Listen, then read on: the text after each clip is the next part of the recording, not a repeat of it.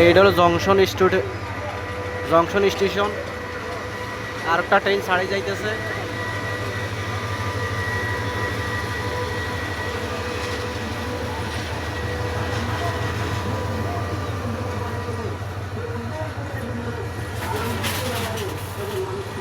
এই যে ছাদের উপরে মানুষ।